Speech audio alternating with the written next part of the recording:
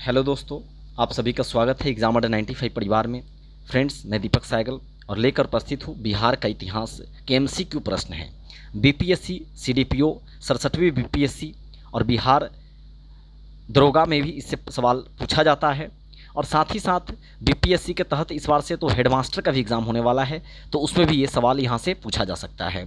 तो वीडियोज़ को पूरा देखिएगा और अच्छे से इसको नोट बनाते चलिएगा, जो आपके लिए इंपॉर्टेंट प्रश्न निकले कर आएंगे। राजनीति रत्नाकर पुस्तक के लेखक कौन है? पहला प्रश्न है, राजनीति रत्नाकर पुस्तक के लेखक कौन है? तो चंदेश्वर है। यह 60 से 62वीं बीपीएससी 2017 में पूछा भी गया है। तो राजनीति रत्नाकर पुस्तक के लेखक चंदेश्वर है। मिथिला राजा के मंत्री चंदेश्वर ने अपनी रचना राजनीति कला रत्नाकर में राज के ब्रह्मनीति का आधार मंडल सिद्धांत बताया है। यह भी 60 गुण्य सिद्धांत और सामदान भेद और दंड के उपायों का प्रयोग का परामर्श देता है। तो राजनीति रत्नाकर पुस्तक के लेखक कौन है? चंदेश्वर है। आगे बढ़ते हैं। कौटिल्य की पुस्तक अर्थशास्त्र किस विषय पर आधारित है? कौटिल्य की पुस्तक अर्थशास्त्र किस विषय पर आधारित है? शासन कला के सिद्धांत और अभ्यास पे। शासन कला के सिद्धांत और अभ्यास पर आधारित है। अगला प्रश्न है, उद्वंत प्रकाश के लेखक कौन है? उद्वंत प्रकाश के लेखक है मौलिक कवि। मौलिक कवि लेखक है उद्वंत प्रकाश के। मौर्यकालीन स्थापत्य कला के साक्ष्य प्राप्त हुए हैं। मौर्यकालीन स्थापत्य कला के साक्ष्य कहाँ कहाँ से प्राप्त हुए हैं? तो पाटलिपुत्र से हुआ है, बराबर से हुआ है, राजगृह से हुआ है, उपयुक्त सभी। तो इसका आंसर हो जाएगा उपयुक्त सभी, यानी पाटलिपुत्र, बराबर और राजगृह तीनों जगह से मौर्यकालीन स्थापत्य कला के साक्ष्य प्राप्त हुए हैं। अगला प्रश्न है, बिहार पर गहरवालों के आधिपत्य का प्रमाण मिलता है। बिहार पर गहरवालों के आधिपत्य का प्रमाण मिलता है कहाँ से? तो यह मिलता है मनेर के ताम्रपत्र से मिलता है। मनेर के ताम्रपत्र से। छठा प्रश्न है, बिहार के किस तुर्क राजवंश के अभिलेख प्राप्त हुए हैं? तो बिहार से किस तुर्क राजवंश के अभिलेख प्राप्त हुए हैं? तो तुर्क राजवंश की बात होगी, तुगलक वंश हो जाएगा। तुगलक वंश। तुगलक वंश राजवंश के अभिलेख प्राप्त हुआ है कहाँ से? तो बिहार से प्राप्त हुआ है, बिहार से। बिहार के किस क्षेत्र के संबंध में बसाती नुल उन्स के एक मूल्यवान स्रोत है? बसाती नुल उन्स एक मूल्यवान स्रोत है। तो यह तिरहुत क्षेत्र के संबंध में जानकारी प्रदान करता है। अगला प्रश्न है, बिहार आने वाले महत्वपूर्ण चीनी यात्री का नाम क्या था? बिहार आने वाले चीनी यात्री का नाम था फाहियान, युआनच्वांग और इत्सिंग। इसका आंसर सभी हो जाएगा। तीनों बिहार आए थे। कौन? फाहियान, युआनच्वांग और इत्सिंग। मुगल काल में बिहार आने वाला प्रथम विदेशी यात्री कौन था? मुगल काल की बात हो रही है। मुगल काल में बिहार आने वाला प्रथम विदेशी यात्री कौन था? तो मुल्ला तकिया था। मुल्ला तकिया मुगल काल में बिहार आया था, प्रथम विदेशी यात्री था। अगला प्रश्न है, निम्नलिखित यूरोपीय यात्रियों में कौन बिहार नहीं आया था? तो मैनरिक, जॉन मार्शल और पीटर मुंडी तीनों बिहार आया था, लेकिन कौन नहीं आया था? फ्रांसवाय बर्निए, यह बिहार नहीं आया था। तो आपका आंसर क्या होगा? सी वाला आंसर हो जाएगा। अगला प्रश्न है, बहारिस्ताने गैबी किसकी रचना है? बहारिस्ताने गैबी किसकी रचना है? तो मिर्जा नाथन की रचना है, मिर्जा नाथन की। प्राचीन बिहार के इतिहास में जानकारी के मुख्य स्रोत क्या क्या है? तो यहाँ पे देखिए दिया हुआ है 1 से लेकर 5 तक, सभी होगा। भग्नावशेष, यात्रा वृत्तांत, अभिलेख, सिक्का और धार्मिक ग्रंथ। तो बिहार के इतिहास के बारे में अगर हम चर्चा करें तो सभी जगह से, भग्नावशेष से, यात्रा वृत्तांत से, अभिलेख से, सिक्का से, धार्मिक ग्रंथ से, सभी से बिहार के बारे में जानकारी प्राप्त होता है। 13 नंबर प्रश्न है, प्राचीन पाटलिपुत्र के संबंध में जानकारी के स्रोत क्या है? तो प्राचीन पाटलिपुत्र के संबंध में जानकारी के स्रोत है भग्नावशेष, यात्रा वृत्तांत और धार्मिक ग्रंथ, उपयुक्त सभी। तो इसका आंसर हो जाएगा उपयुक्त सभी। बिहार में मौर्यकालीन अभिलेख कहाँ से प्राप्त हुआ है? तो बिहार में मौर्यकालीन अभिलेख कहाँ से प्राप्त हुआ है? तो इसका आंसर होगा सी नंबर, यानी लौरिया अरेराज से, लौरिया नंदनगढ़ से, सहसाराम से, सहसराम से और एक रामपुरबा से, तो सभी जगह से क्या हुआ है? प्राप्त हुआ है बिहार के मौर्यकालीन अभिलेख के बारे में, जो यहाँ पे लिखा हुआ है। अशोक का लघु शिलालेख 1 प्राप्त हुआ है कहाँ से? अशोक का लघु शिलालेख एक प्राप्त हुआ है, सहस्राम से प्राप्त हुआ है। बिहार से प्राप्त मौर्यकालीन अभिलेखों की भाषा क्या है? बिहार से जो प्राप्त हुआ है किसकी? मौर्यकालीन अभिलेख, उसकी भाषा प्राकृत है, प्राकृत है। बिहार से प्राप्त मौर्यकालीन अभिलेखों की लिपि क्या है? बिहार से प्राप्त मौर्यकालीन अभिलेखों की लिपि है ब्राह्मी लिपि है, ब्राह्मी लिपि। मिर्तुल अहवाल किसकी रचना है? मिर्तुल अहवाल किसकी रचना है? मुल्ला बहबहानी की रचना है, मुल्ला बहबहानी की रचना है मिर्तुल अहवाल। 19 नंबर प्रश्न है, मध्यकालीन मिथिला के इतिहास के स्रोत में महत्वपूर्ण क्या है? मध्यकालीन मिथिला के इतिहास के स्रोत में महत्वपूर्ण क्या है? कीर्तिलता, कीर्ति पताका, वन रत्नाकार। इसका आंसर हो जाएगा सभी। बिहार में धातु प्रस्तर युगीन अवशेष मिले हैं। बिहार में धातु प्रस्तर युगीन अवशेष कहाँ से मिले हैं? तो चिरांद छपरा से मिला है, चेचर वैशाली और सोनपुर से मिला है, और मनेर से मिला है, और उपयुक्त सभी। तो इसका आंसर हो जाएगा उपयुक्त सभी। कभी कभी एग्जाम में ये भी पूछ दिया जाता है कि चिरांद से प्रस्तर युगीन अवशेष मिले हैं और यह कहाँ है, कौन से जिले में है? तो छपरा जिले में है। तो इस प्रकार भी प्रश्न पूछा जाता है। बिहार के गया जिले के अपसड से प्राप्त अभिलेख में किस राजवंश के बारे में जानकारी मिलती है? परवर्ती गुप्त वंश के बारे में। बिहार के गया जिले के अपसड से, गया जिले के अपसड से प्राप्त अभिलेख में किस राजवंश के बारे में जानकारी मिलती है? परवर्ती गुप्त वंश से।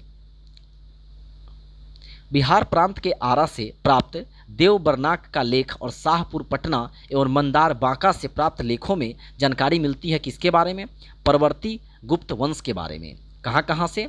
तो देवबरनाक का लेख है जो आरा से प्राप्त हुआ, शाहपुर पटना से प्राप्त हुआ, और मंदार बांका से प्राप्त हुआ है, और यह परवर्ती गुप्त वंश के बारे में जानकारी इसमें मिलता है। देवबरनाक के अभिलेख में परवर्ती गुप्त शासक देवगुप्त, विष्णुगुप्त और जीवित गुप्त द्वितीय का नाम भी वर्णित है। पाल शासकों के बारे में जानकारी मिलती है। तो पाल शासकों के बारे में जानकारी मिलती है देवपाल के मुंगेर अभिलेख से, नारायण पाल का भागलपुर ताम्रपत्र अभिलेख से, और महिपाल प्रथम के नालंदा और मुजफ्फरपुर अभिलेख से। यानी इसका आंसर क्या हो जाएगा? डी नंबर, यानी कि डी, यानी तीनों जगह से क्या होता है? पाल शासक के बारे में जानकारी मिलता है। और पाल शासक के संस्थापक थे गोपाल थे। बिहार के लिए सर्वाधिक प्राचीन साहित्यिक स्रोत क्या है? बिहार के लिए सर्वाधिक प्राचीन साहित्यिक स्रोत अथर्ववेद है, अथर्ववेद है। वेद 4 थे, ऋग्वेद, यजुर्वेद, सामवेद और अथर्ववेद। शुरू में वेद 3 ही थे, ऋग्वेद, यजुर्वेद और सामवेद थे, जिसको वेद त्रयी कहा गया था। और सबसे अंत का वेद, सबसे नया वेद कह सकते हैं अथर्ववेद को। और प्राचीन वेद कौन है? तो ऋग्वेद है। बिहार में स्थित महाजन पदों के बारे में जानकारी कहाँ से मिलती है? तो अंगुत्तर निकाय से मिलती है। महाजन पद के बारे में जानकारी मिलती है अंगुत्तर निकाय से। कुल 16 महाजन पद थे भारत में, जिसमें से बिहार में कितने थे? तो बिहार में 3 गो महाजन पद था। ये सवाल बार बार पूछा जाता है। नालंदा के सराय टीला में उत्खनन से क्या प्राप्त हुआ? नालंदा के सराय टीला में उत्खनन से प्राप्त हुआ है पाल काल का बौद्ध विहार, यानी पाल के समय का बौद्ध विहार के बारे में चर्चा उसमें किया गया है। बौद्ध साहित्य विनय पिटक और दीर्घ निकाय से जानकारी मिलती है। बौद्ध साहित्य विनय पिटक और दीर्घ निकाय से जानकारी मिलती है किससे? तो ए और बी दोनों के बारे में। जैसे कि मगध के राजतंत्र और वैशाली के गणतंत्रों के बारे में मिलती है, मौर्योत्तर बिहार के बारे में इसमें जानकारी मिलती है। एक बहुत ही इंपॉर्टेंट सवाल है कि विश्व में सबसे पहले गणतंत्र कहाँ लागू किया गया? तो गणतंत्र को सबसे पहले कहाँ लागू हुआ था? वैशाली में ही हुआ था। किसके द्वारा? लिच्छवियों के द्वारा हुआ था, लिच्छवियों के द्वारा। बिहार में बड़े पैमाने पर उत्खनन कार्य करवाने वाला तथा कई प्राचीन स्थलों की खोज करने वाला पुरातत्ववेत्ता कौन थे? बिहार में बड़े पैमाने पर उत्खनन कार्य करवाने वाला तथा कई प्राचीन स्थलों की खोज करने वाला पुरातत्ववेत्ता कौन थे? तो कनिंघम थे, कनिंघम। नालंदा में स्थित बड़ा गांव नालंदा महाविहार का पता किसने लगाया था? तो कनिंघम ही लगाए थे। वहाँ से 2 अभिलेख प्राप्त हुआ। कहाँ से? तो नालंदा में स्थित बड़ा गांव जो है नालंदा महाविहार से 2 अभिलेख भी मिले हैं, जिन पर नालंदा का नाम उत्कीर्ण है। बिहार शरीफ में कुमारगुप्त प्रथम स्कंदगुप्त का प्रसिद्ध स्तंभ भी प्राप्त हुआ है। कनिंघम ने बोध गया के मंदिर को भी खोजा है? काफ़ी महत्वपूर्ण सवाल है, ध्यान दीजिएगा। पुरातत्ववेत्ता कनिंघम ने बिहार में खोज की थी, यानी पुरातत्ववेत्ता जो कनिंघम थे बिहार में क्या क्या खोजे? केसरिया स्तूप चंपारण में है, जिसका खोज कनिंघम के द्वारा किया गया। लौरिया अरिराज का अशोक स्तंभ का खोज भी कनिंघम के द्वारा किया गया। बसाढ़ के अवशेषों के आधार पर वैशाली का प्राचीन स्थल की भी खोज किया गया। इसका आंसर डी हो जाएगा, उपयुक्त सभी। विदेह के राजा जनक ने निष्क तथा सुवर्ण या सतनाम उपहार में दिए, यह कहाँ वर्णित है? तो बृहदारण्यक उपनिषद में यह वर्णित है। विदेह के राजा जनक ने निष्क और सुवर्ण या सतनाम उपहार में दिए थे, तो इसका चर्चा किया गया है, बृहदारण्यक उपनिषद में किया गया है। बिहार से प्राप्त मौर्य अभिलेखों की लिपि क्या है? तो इसका आंसर होगा उपयुक्त में से कोई नहीं। ये भी सवाल आपका पूछा गया है। बिहार से प्राप्त पहला द्विभाषी अभिलेख किस मध्यकालीन शासक से संबंधित है? बिहार से प्राप्त पहला द्विभाषी अभिलेख यानी दो भाषा में लिखा गया अभिलेख है, वह किस शासक से संबंधित है? शेरशाह से संबंधित है। और शेरशाह का बचपन का नाम शेरखा था, शेरखा, और सासाराम बिहार में इनका मकबरा है। वह पहला मुगल शासक कौन था जिसके अभिलेख बिहार में मिले हैं? बहुत ही महत्वपूर्ण सवाल है। पहला गुप्त मुगल शासक कौन था जिसके अभिलेख बिहार में मिले हैं? तो अकबर। 1542 में अकबर का जन्म हुआ था और 1605 में इसका मृत्यु हुआ था। बौद्ध धार्मिक साहित्य में कौन ग्रंथ है प्राचीन बिहार के इतिहास के संबंध में जानकारी का स्रोत है? तो दीर्घ निकाय। सियर उल मुताखरीन की रचना किसने किया था? सियर उल मुताखरीन की रचना किया था गुलाम हुसैन तबताबाई ने। गुलाम हुसैन तबताबाई ने सियर उल मुताखरीन की रचना की थी। अगला प्रश्न है, मध्यकालीन बिहार से संबंधित इन स्रोतों को सही सुमेलित करें। तो यहाँ सुमेलित किया गया है। रियाज उस सलातीन ये गुलाम हुसैन सलीम की रचना है।